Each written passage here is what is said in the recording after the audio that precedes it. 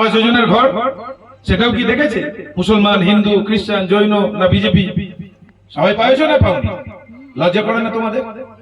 কেন্দ্রের সরকারের টাকা চুরি করে করে করে আজকে যেভাবে তোমরা আজকে লুট করেছো, এখন উপর থেকে তদন্ত হয়ে আসছে চাকরি চুরিটা ধরার পরে সেই চাকরি চোর আজকে ধরা পড়েছে, তারা সমস্ত জেলে।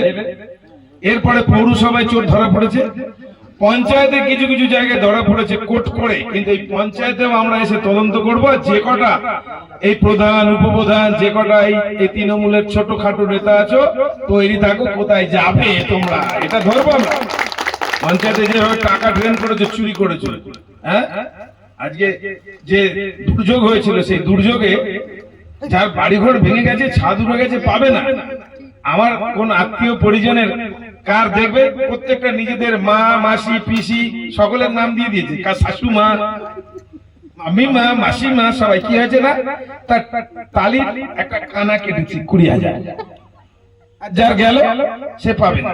কার অ্যাডমিনিস্ট্রেটর একটা কানা কেটেছে 20,000, যেন বাপের টাকা লুটে নিল সব মানুষ থেকে, সব মানুষ থেকে। যেভাবে টাকাগুলো তোমরা লুটেছো নিয়েছো তার হিসাব কিন্তু জনতাকে দিতে হবে। জনতা জনার্দন দেবে। বাড়ি করতে যাবে মিনিমাম 5,000 টাকা রেট ছিল, সারা পশ্চিমবঙ্গ ছিল, সারা রেটটা করে নিয়েছিল। তারপরে সেটা বাড়িয়ে বাড়িয়ে 25,000। আবার কোন জায়গায় বাড়ি করে সে বাড়ি না করে অন্য ঘরের ছবি দেখিয়ে পুরো টাকাটাই মাল হাফিস করে দিয়েছে। সব তদন্ত, কেউ ছাড় যাবে না। একটু যদি শান্ত হয়ে যাও তাহলে হয়তো একটু ছাড় পেলে পেতে পারো। কিন্তু তোমরা আবার যদি অসভ্যতা করো, এখানে ওই ঝান্ডা ছিড়বো, পোস্টার ছিড়বো, মারধর করবো, অনেকটা টাইট হয়েছে।